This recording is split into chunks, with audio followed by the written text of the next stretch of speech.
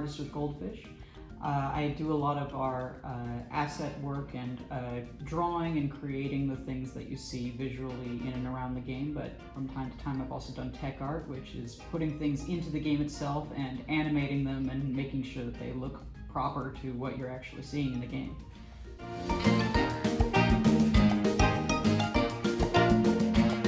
I've been with SciPlay since about September 2019. I was very eager to join the team because I tend to think that, in general, it's hard to find work that really appreciates art as a skill and lets you draw on a regular basis. I mean, it's what I fell in love with in the first place. I love to draw, and this is a place that really allows me to illustrate every day, to work with the skills I love on what I love, and just in general work with people that inspire me.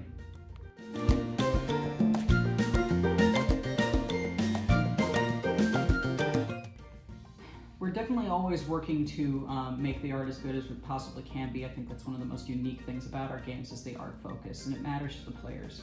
And seeing the players' reaction to my art and our efforts on the visuals of the games really matters to me. So we're always trying to push the visuals as far as we possibly can, and have learned a tremendous amount while working in this team.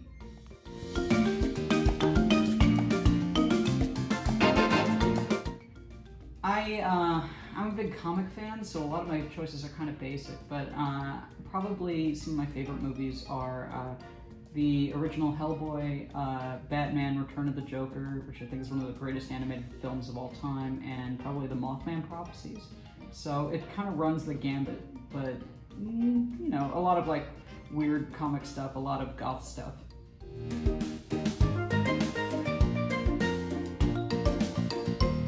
Well, I love most of our mascots, but it's probably Ed, because the little sea slug, which I'm probably a little biased because I made him.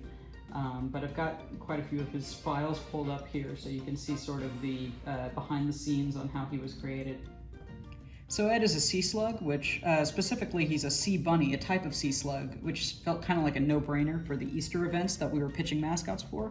Obviously in the wild they don't have these big expressive eyes, but you can see I pulled up a picture of one in the wild and the original concept art. I wanted big, cute eyes for him, and at first he was sort of hairy even, but we ended up moving...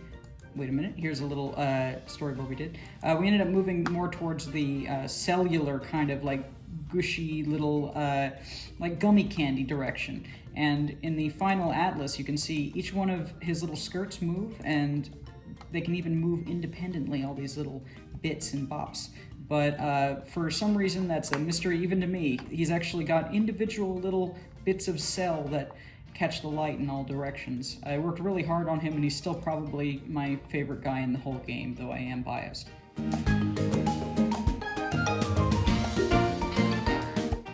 Well, we ended up pulling a lot of different ideas that we had about what the sticker book could possibly be. It was basically just kind of, where do we put all of these stickers in general in a composition that was still attractive and fun for the players?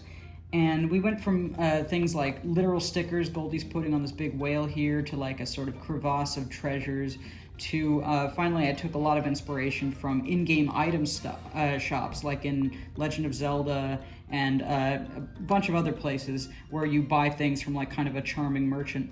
And I really fell in love with the idea of a crab being here. Over time, that sort of became a day-to-night process where I wanted to add more shelves and such.